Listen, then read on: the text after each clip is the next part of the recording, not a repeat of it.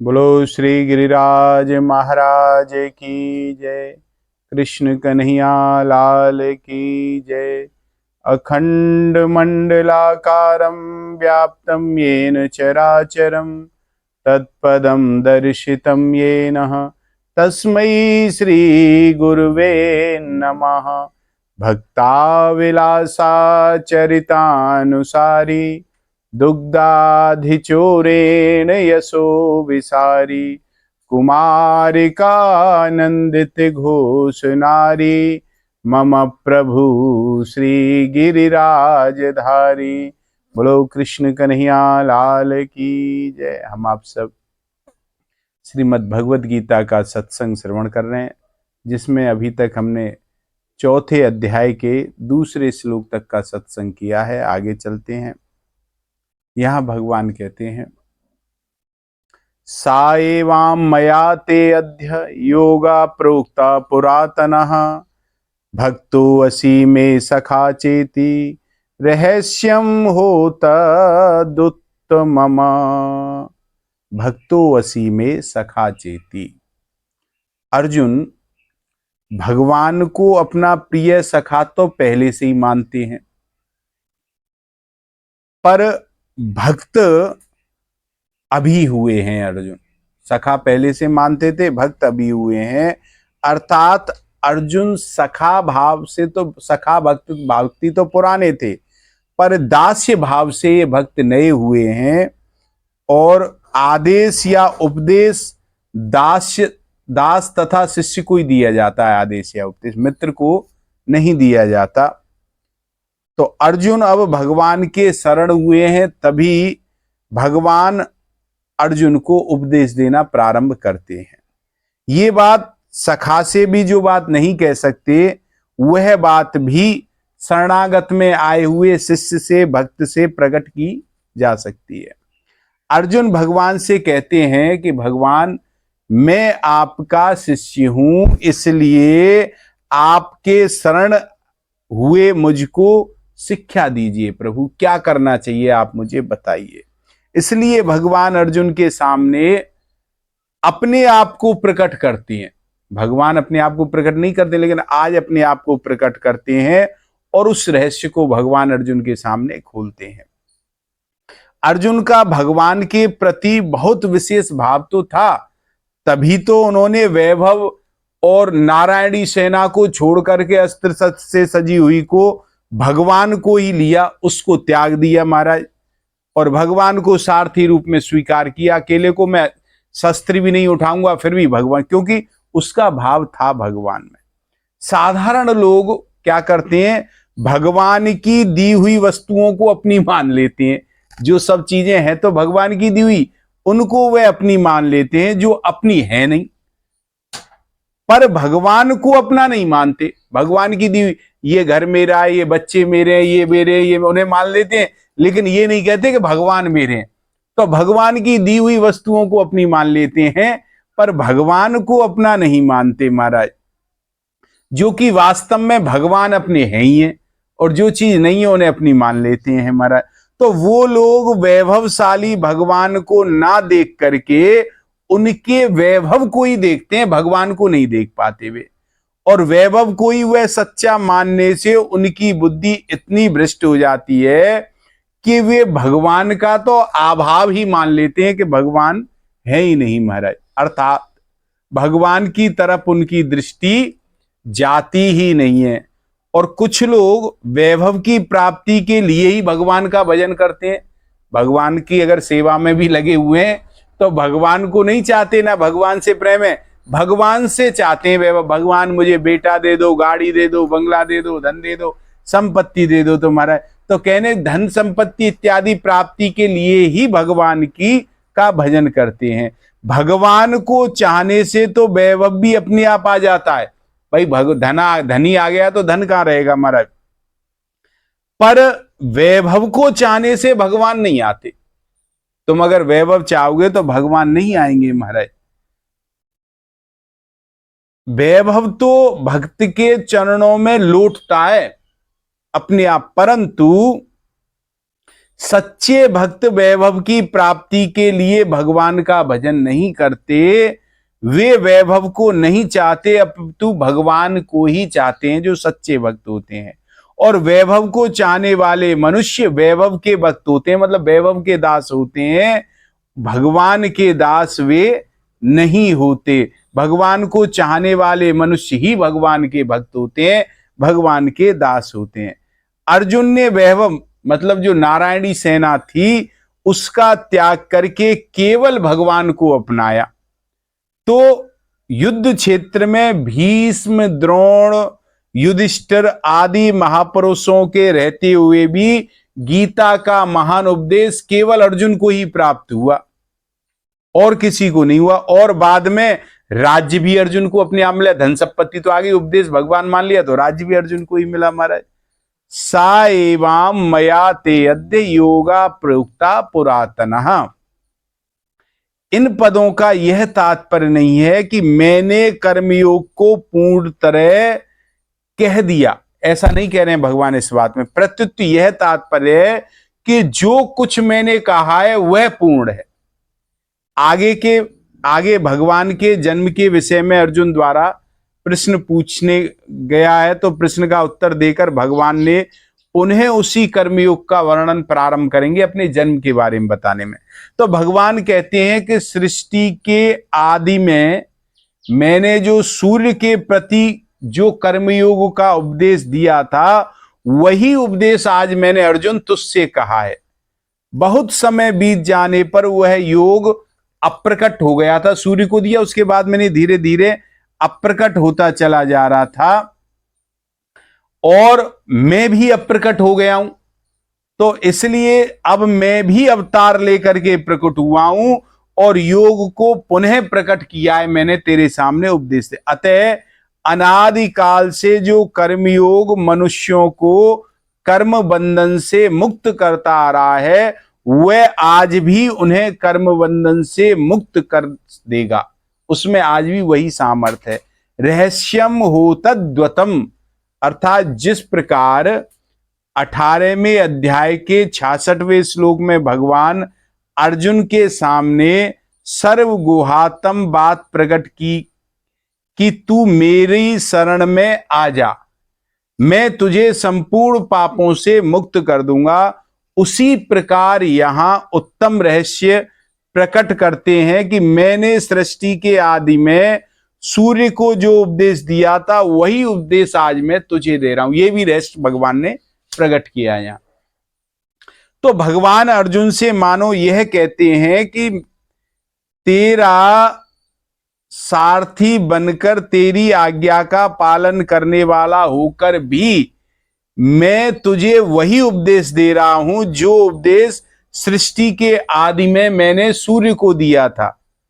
मैं साक्षात वही हूं, तू साधारण मत समझ मुझको, मैं साक्षात वही हूं और अभी अवतार लेकर गुप्त रीति से प्रकट हुआ हूं। यह बहुत रहस्य की बात है और इस रहस्य को आज मैं तेरे सामने प्रकट कर रहा हूं क्योंकि तू मेरा भक्त है और तू मेरा प्रिय सखा है, इसलिए तेरे सामने मैं यह रहस्य गुप्त बात प्रकट कर रहा हूं। साधारण मनुष्य की तो बात ही छोड़ो तुम, साधक की दृष्टि में भी उपदेश की ओर अधिक एवं उपदेष्टा की ओर कम ध्यान जाता है। जो हम बात कह रहे हैं इस पे ध्यान है, जो कह रहा है उसकी तरफ कम ध्यान जाता है। महाराज साधारण में भी ऐसी स्थिति रहती है। इस संसार इस प्रसंग को पढ़ने सुनने पर उपदिष्ट योग पर तो दृष्टि जाती है, पर उपदेष्टा भगवान श्री कृष्ण है, आदि नारायण है, इस पर प्राय दृष्टि नहीं जाती कि बोलने वाले नारायण, इस पर कम दृष्टि जाती है। और जो बात साधारण पकड़ में नहीं आती, जो साधारण से पकड़ में नहीं आती, वह रहस्य की बात होती है। साधारण से पकड़ में आ गई तो वो रहस्य की क्या बात हो गई महाराज। तो भगवान यहाँ रहस्य में पद से अपना परिचय देते हैं कि जिसका तात्पर्य है कि साधक की दृष्टि सर्वथा भगवान की ओर ही रहनी चाहिए और इधर उधर दृष्टि नहीं जानी चाहिए। तो अपने आप को भगवान आदि उपदेष्टा मतलब सबसे प्रारंभ उपदेश देने वाला कहकर भगवान मानो अपने को मानव मात्र का गुरु प्रकट करते हैं। यहां कह करके नाटक खेलने के समय मनुष्य जनता के सामने असली रूप का स्वरूप प्रकट नहीं करता, पर किसी आत्मीय जन और कोई प्रेमी हो तो उसके सामने वो अपना रूप प्रकट भी कर देता है। ऐसे ही मनुष्य अवतार के समय भी भगवान अर्जुन के सामने अपना ईश्वर भाव प्रकट कर देते हैं, अर्थात जो बात छिपाकर रखनी चाहिए थी वह अर्जुन के सामने भगवान प्रकट करते हैं। यही उत्तम रहस्य कहा गया है। कर्मयोग को भी उत्तम रहस्य माना जा सकता है। जिन कर्मों से जीव बंधता है, कर्मणा बध्यते जंतु, उन्हीं कर्मों से उसकी मुक्ति हो जाए, यह उत्तम रहस्य। जिनसे बंध रहा है उसी से उसकी मुक्ति हो जाए, तो यह रहस्य की तो बात है। तो पदार्थों को अपना मानकर अपने लिए कर्म करने से बंधन होता है, और पदार्थों को अपना ना मानकर दूसरों का मानकर केवल दूसरों के हित के लिए निस्वार्थ भाव से सेवा करने से मुक्ति हो। यह पदार्थ है कि अपना मान के कर्म करोगे तो बंधन में पड़ जाओगे, और उनका अपना मान के ना मान करके दूसरी की सेवा के लिए कर्म करोगे तो उसी से तुम बंधन से मुक्त हो जाओगे। अनुकूलता, प्रतिकूलता, धनवता, निर्धनता, स्वस्थता, रुग्णता आदि कैसी भी परिस्थिति क्यों ना हो, प्रत्येक परिस्थिति में इस कर्मयोग का पालन स्वतंत्रता पूर्वक हो सकता है। कर्मयोग में रहस्य की 3 बातें बताई गई हैं। नंबर 1 कि मेरा कुछ नहीं है, कारण कि मेरा स्वरूप सत मतलब अविनाशी है, और जो कुछ मिला है वह सब असत है, नाशवान है, मिटने वाला है महाराज। फिर असत मेरा कैसे हो सकता है? जब मेरा सत स्वरूप है तो असत मेरा कैसे हो सकता है? अनित्य का नित्य के साथ कोई संबंध नहीं है, नंबर 1 बात। नंबर 2 बात कि मेरे लिए कुछ नहीं है, मेरा कुछ नहीं है, नंबर 1 बात। नंबर 2 बात है कि मेरे लिए कुछ नहीं है महाराज, कारण कि स्वरूप सत में कभी आपूर्ति या कमी होती नहीं। जो सत स्वरूप है उसमें तो कोई कमी नहीं होगी, कमी नहीं होगी तो कोई आपूर्ति की भी आवश्यकता नहीं होगी महाराज।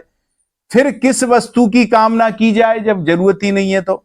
और अनुत्पन्न अविनाशी तत्व के लिए उत्पन्न होने वाली नाशवान वस्तु की कैसे कामना हो सकती है, ये बात बताइए।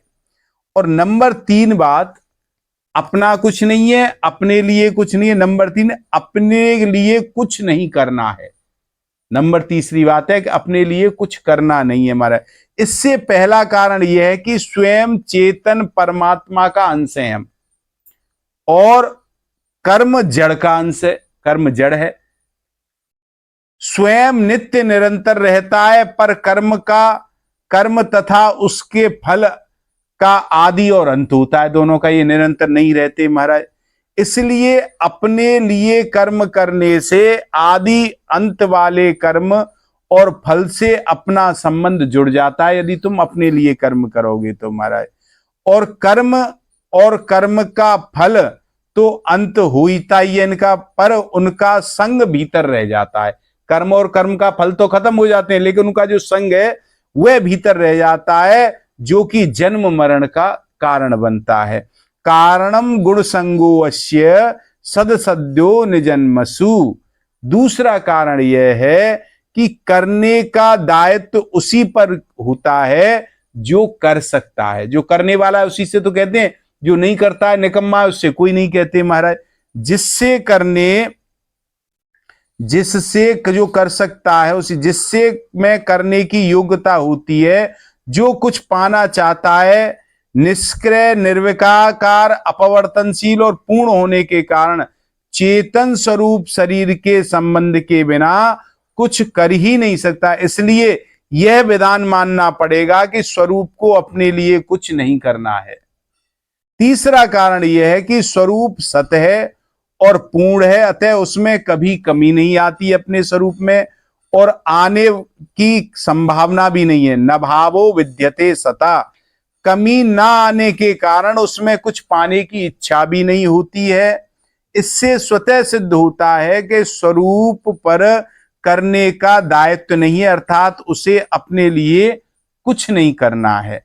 कर्मयोग में कर्म तो संसार के लिए होते हैं और योग अपने लिए होता है, परंतु अपने लिए कर्म करने से योग का अनुभव नहीं होता। अगर हम कर्म को अपने लिए करते हैं तो योग का अनुभव तभी होगा जब कर्मों का प्रवाह पूरा का पूरा संसार की ओर ही हो जाए। कारण कि शरीर, इंद्रियां, मन, बुद्धि, पदार्थ, धन, संपत्ति आदि जो कुछ भी हमारे पास है वह सबका सब संसार से अभिन्न है, संसार का ही अंग है और संसार का ही है, और उन्हें संसार की सेवा में ही लगाना है। अतः पदार्थ और क्रिया रूप संसार से संबंध विच्छेद करने के लिए ही दूसरों के लिए हमें कर्म करना है। यही कर्मयोग है, और कर्मयोग सिद्ध होने पर करने का राग, पाने की लालसा, जीने की इच्छा और मरने का भय, ये सब मिट जाते हैं जब कर्मयोग सिद्ध हो जाता है। जैसे सूर्य के प्रकाश में लोग अनेक कर्म करते हैं, सूर्य दिन निकलते ही सब लोग अपने अपने कर्म करते, पर सूर्य का उन कर्मों में अपना कुछ भी संबंध नहीं रहता। सूर्य का तो उनसे कोई संबंध नहीं है, तुम सब कर्म करो तो सूर्य का कोई संबंध नहीं रहता हमारा। ऐसे ही जो स्वयं चेतन स्वरूप है, आत्मा है, के प्रकाश से संपूर्ण कर्म होते हैं, पर स्वयं का उन कर्मों से कोई संबंध नहीं रहता, क्योंकि स्वयं चेतन तथा अपवर्तनशील है, परिवर्तनशील है, और कर्म जड़ तथा परिवर्तनशील है।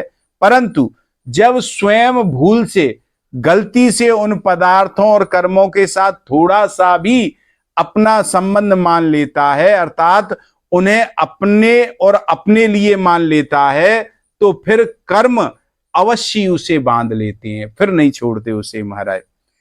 नियत कर्म का किसी भी अवस्था में त्याग नहीं करना और तथा नियत समय पर कार्य के लिए तत्पर रहना भी सूर्य की अपनी विलक्षणता है। सूर्य अपने कर्म का त्याग नहीं करता, हमेशा अपने समय पर तैयार रहता है। तो कर्म भोगी भी सूर्य की तरह अपने नियत कर्मों को नियत समय पर करने के लिए सदा तत्पर रहता है, लेकिन उनसे संबंध नहीं रखता कोई।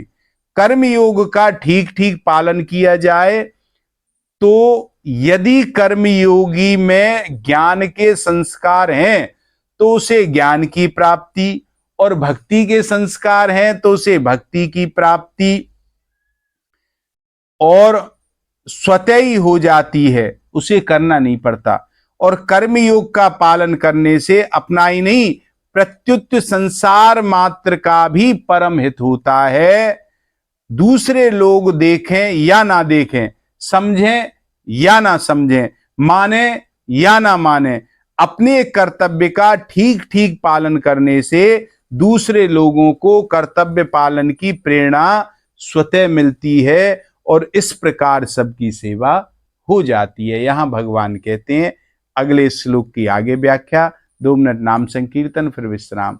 राधे राधे गोविंद गोविंद राधे, राधे राधे गोविंद गोविंद राधे, राधे राधे गोविंद गोविंद राधे, राधे राधे गोविंद गोविंद राधे, राधे राधे गोविंद गोविंद राधे।